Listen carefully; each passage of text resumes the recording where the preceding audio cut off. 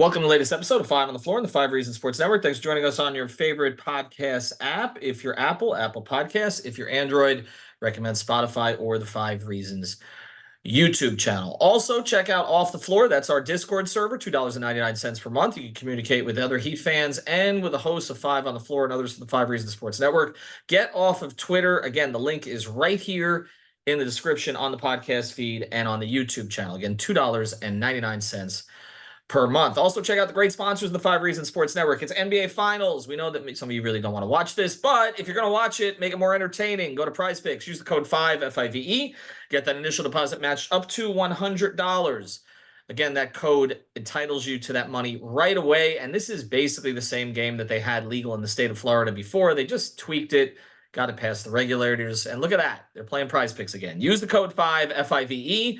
Get that initial deposit matched up to $100. And now, today's episode. All right, welcome back to Five on the Floor. Here's today's floor plan. I'm Ethan Skolnick, and follow me at Ethan J. Skolnick and Five Reasons Sports. And we've got our primary playback host, Eternal Bast. You can find him on the playback channel, also sometimes here on Five on the Floor. He's been part of the draft series that they're doing along with our guy Digital Adele, as well as Matt Hannafin and others on the playback channel. Go to playback.tv/5RSN or just download the playback app and you'll find it there if you just look for the Five Reasons Sports Room. And again, that's where you can watch the games with us, but also we do episodes between games and we do them on other sports as well. All right, so Eternal and I, the topic today is going to be Dwyane Wade because, man, he's been retired now. How long is it? He's been retired since 2019. So we're talking 5 years. I mean, it feels like legit yesterday, where he's passing a Haslam for the triple-double, and, of course, Jimmy Butler's sitting next to him at the table. That's how long it's been, okay? Before Jimmy came, that's how long Dwyane has been retired. Obviously, he's moved on to other things. He's a podcaster. He's a trailblazer. He's a philanthropist. He's an activist. A whole bunch of things that Dwyane's doing. He was briefly a game show host. I don't think that worked out as well. But he's everywhere, and I think he still has part ownership of the Utah Jazz. But his name is always in everybody's mouth. And I don't really understand it. So we're going to go through a couple of things here, right? In some terms, it's been in a good way, all right? Like Brian Windhorst, who covered the NBA Finals, literally sitting right next to me for that entire time. So, I mean, I know Brian was paying attention.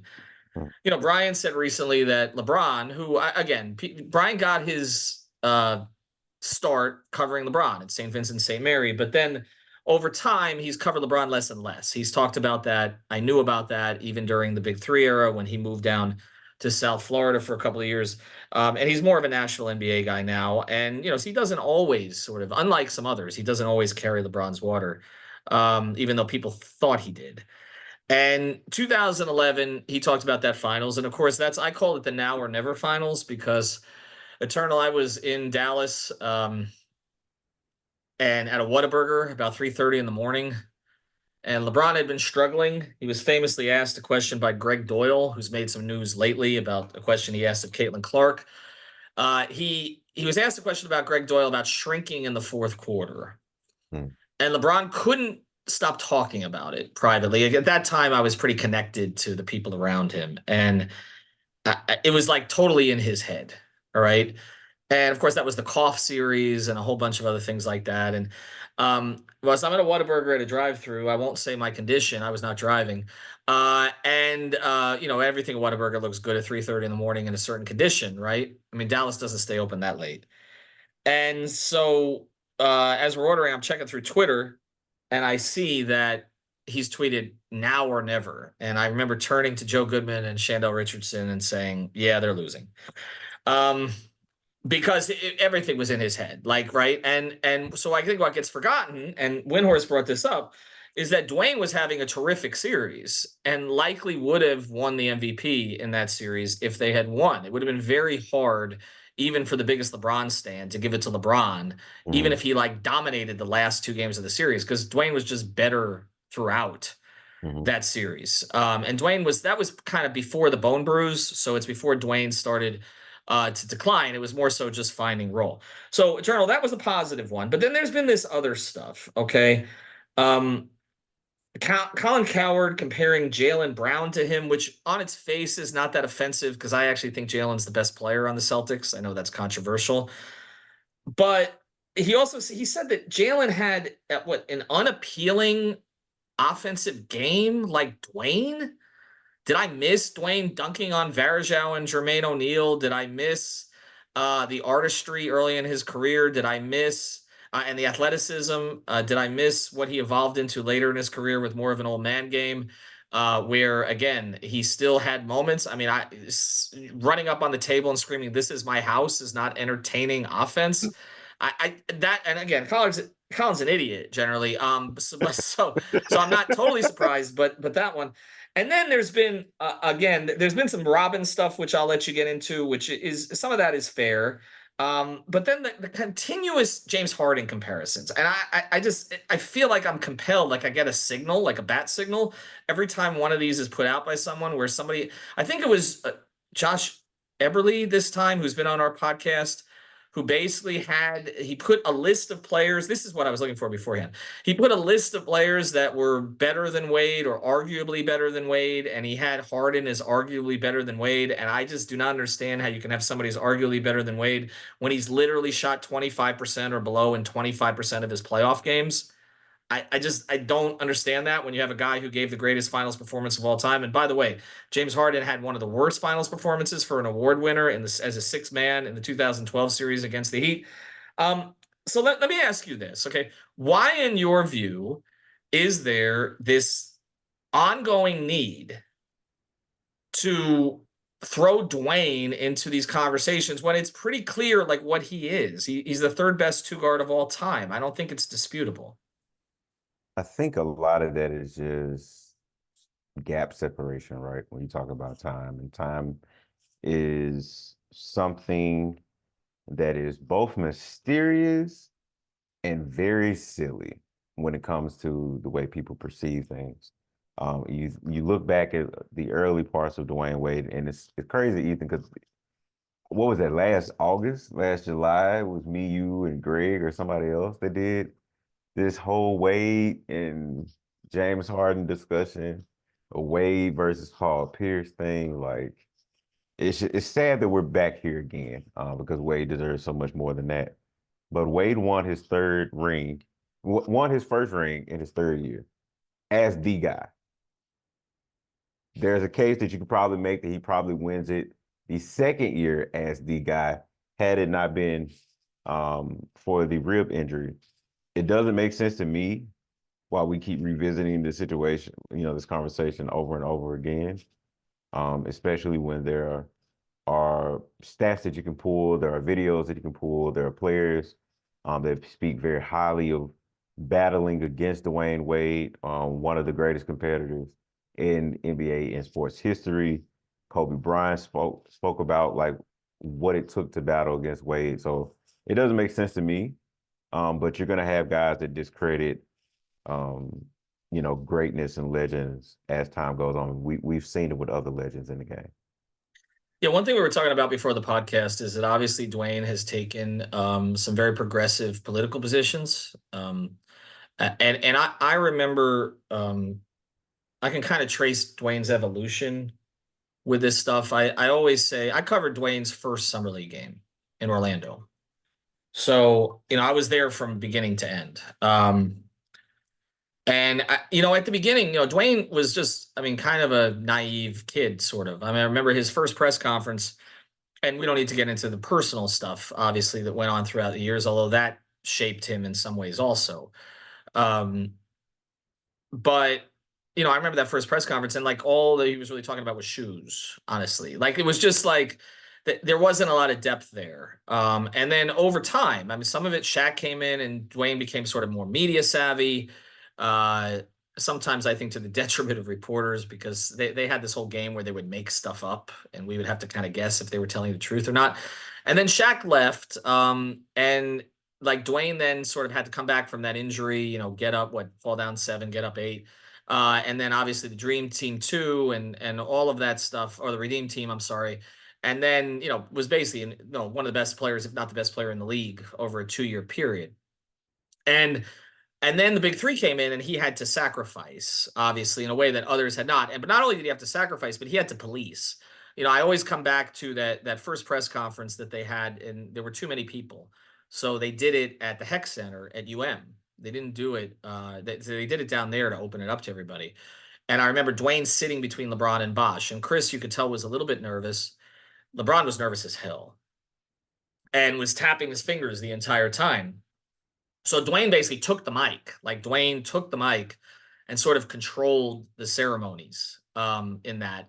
And in a lot of ways did that over the course of the first 3 years of the big three. One of the reasons that I was always told that LeBron kind of stayed in line with a lot of things was because Dwayne did things a certain way. So LeBron, unlike what Jimmy does now, okay, Dwayne's not here. LeBron would speak to the media all the time. LeBron would, they really didn't have a lot of those kind of issues behind the scenes with Bron. And it was mostly because Dwayne, then they had Dwayne since the beginning. They kind of raised him right, so to speak, right? Like the Heat way from the very start. Him and UD together. And then you kind of see it with Bam now. He's kind of the natural successor to that. So I saw Dwayne evolve, but over time, I think what did happen though was LeBron got Dwayne more involved in causes. And we saw this obviously with a lot of the political issues that went down at the time. And Dwayne, whether it was writing names on shoes or other things that he did along those lines, he got involved in more of these issues. But then as he grew even more, um, he got to the point where he has, essentially been a beacon for certain causes. And you had said before the podcast, so we should address it here quickly, that you think that maybe that plays into this a little bit. Why because he is so public still, he keeps getting brought into all this stuff?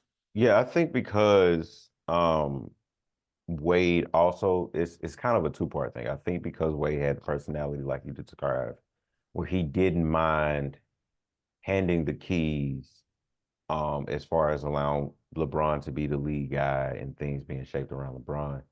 And they're kind of taking off in year two of the big three.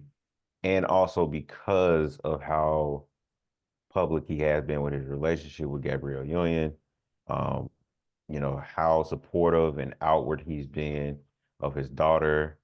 Um, Ethan, again, like we're not gonna dive super deep into it, but I mean, we do live in a society where as forward thinking as you would think we would be, we're not. Right.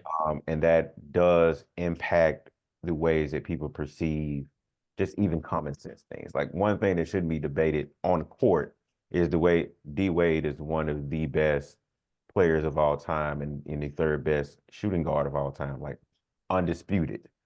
But Hmm. it keeps getting brought up year after year, and it seems like every 3 to 5 months at this point. Yeah, no doubt about it. And I do think that again, it keeps his name in the news because he has stayed public. He's stayed public. Obviously, the Hall of Fame ceremony, which was very touching, but a whole bunch of different things. Like Dwayne has not. Some guys just disappear in retirement. We'll never see Kawhi Leonard again. Dwayne is someone that you knew was going to be a public face, and so again, he gets thrown into these conversations, but he gets thrown into these debates that are honestly kind of ludicrous from a basketball perspective. So we'll go through them after the break here quickly and kind of talk about which are legit and which are not legit. All right, I do want to tell you about one more sponsor of the Five Reasons Sports Network, our friends over at Autograph. Make sure you download the app using the code 5, and you can find all of your Miami Heat content or your content from your other favorite teams in one place. I also am putting up some exclusive videos just there, so check them out. Download the Autograph app from the Apple App Store, the Google Play Store, or autograph.io using the code 5. It is totally free and you can win lots of cool stuff. We gave away a Bam Adebayo signed $500, that was the value, jersey for $13 about a week ago. So we're going to have something else in the space there. All right, let me get to this. This was a positive one, Eternal. Would you say he's the second best Robin of all time? Because like, one of the reasons he's got thrown into this time is because of Kyrie, right? So Kyrie was LeBron's Robin, and I guess now he's Luka's Robin. He better be a better Robin in game two than he was in game one. And he's being compared to Kyrie a lot. I know LeBron came out talking about he wishes he was still playing with Kyrie, kind of making about himself. I covered Kyrie's first season up there. I did a lot of comparison because I didn't think Kyrie measured up to Dwayne. as a teammate in the way that. But again, Dwyane was a more mature, older player than Kyrie was at that time. Is it fair to say that Dwyane was a better Robin to LeBron? Let's just say than Kyrie has been or was.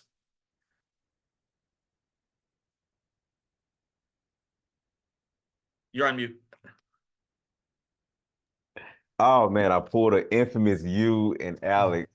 Um, I think it's ludicrous because I obviously is within a vacuum. It's very hard to say because LeBron and Wade only played 4 seasons together. That first season, you can't necessarily say Wade was the Robin because uh, they were kind of co-leading the ship in the finals. He outperformed him. And really, to be honest, Wade had a very, very strong playoffs run that year. Outside of, I guess you could point to the Chicago series, which Wade never really played well Mhm. against Chicago. Um, but that second season, even the finals, Wade had some very strong performances. I guess you could say, he was, I don't know, they had him second on the list to Scottie Pippen. Yeah. And if and at no point was Scottie ever the lead man with Michael. Not with Michael. Yeah, the year that No. Michael left, and then of Yeah, course there was the famous timeout and the Kukoc, play run right, for Kukoc, right? But Scotty was great that year. He was an MVP candidate. right. So I think the nuance of that conversation is just very difficult because to me, I would say, I guess it is Scottie because you won 6 in that role. We talk about the Miami Heat way, you're the superstar in your role. And I don't think anybody played that role as great as Scottie did. But Mhm. Dwayne was a better leading man. yeah, but we're Well, talking well, about well, well, but we're but he was talking about with LeBron, right, but So, he was a better, but Dwayne was a better leading man pre LeBron. Pippen never had a pre Jordan, right, right? But Jordan never won without Pippen. And I think it's reasonable to say Pippen is the best Robin of all time in terms of understanding that role. Dwayne assumed that role, and again, we're cycling back here to the 2011 Finals, where he assumed that the lead role kind of by accident because LeBron was so ineffective in that series, and Mike Bibby was the starting point guard, and like somebody needed to do something. But I'm just I would say it's Scotty because again, yeah, there are others in history that we could look at. But to win 6 titles as the second guy, to do all the dirty work stuff, and Scotty could have been a lead guy, and he showed it in that year afterwards, where he could have been an MVP candidate. It's hard to make the argument, but the Kyrie one, I'm not going to accept because the thing about I understand Kyrie made huge shots to win the championship. I get it and all of that. And some may want to make the argument that Kyrie was more skilled than Wade. I think it depends on what you're focusing on. Certainly not more skilled defensively when Dwayne was engaged as an off the ball defender. I mean, Kyrie has never been a plus defender. He's been adequate at times when he's wanted to be. But right, to me, it's Dwayne. And the other argument here, before we close, is this idea of others trying to throw people into the conversation as the third best two guard of all time. When honestly, I think, and I know this is controversial, Dwayne is closer to Kobe as the number 2 than anybody is to Dwayne as the number 3. Iverson was more of a point guard. I had this conversation with LeBron and Dwayne. They actually argued about it. I'm not going to put Iverson ahead of Wade in any context, and I'm not putting Jerry West ahead of Wade. And so the only other person we're talking about is Clyde Drexler, or again, Harden, who I'm not putting there. Is there anybody in today's game that you think someday? I mean, I heard people talking Bradley Beal early in his career, but before we close, is there anybody in today's game that you think would approach Dwayne to take that number 3 spot? I'm just gonna give you some numbers. And mind you, the 2000s, for people that don't remember, these are the positions that were really the stars of, like, I really, to be honest with you, Ethan, I guess you could probably say the 2000s had stars at every position, right? Like you had superstar point guards, you had superstar shooting guards, you had superstar small forwards, power forwards, um, and centers, right? Like they're scattered throughout the 2000s. Wade, and that's really to be debated. he never made first team all defense. Hmm. And there are some cases that you can make that he should have, right? I think a couple of times, especially the 08-09 season, he outplayed Kobe. Right. Um, Well, Kobe made it, I think, by default because of the offense sometimes, but Dwayne should have gotten that. And now we all know later in Dwayne's career, yeah, of he course. stopped running back on Oh, defense, he was cherry picking. and he was cherry picking, Yeah. but he was great at that time. No, I'm with you on that, and unfortunately we got to close here, but I'm just like, Well, before we close, I want go to give you ahead. something. So Dwayne Wade from 03-04 season to the 2010-2011 season, right? We can just say the 2010-2011 season was the end of the height of Wade being at his peak, right? Wade averaged 25.4 points, 6.3 assists, 5.1 rebounds, and 547 games between 03-04 to 2010-2011. Wade Mhm. also, as a shooting guard, finished top three voting in MVP and Defensive Player of the Year. We can stop all this bullshit ass conversation. We can just stop. And that's where we'll stop it. Check out our sponsors, Autograph, use the code 5, Prize Picks, use the code 5. Go to playback.tv /5RSN. Follow Eternal there. We'll be on for the NBA Finals and draft previews. We're not going to start putting other people ahead of Dwayne just because we got nothing else to talk about. Have a good day, everybody.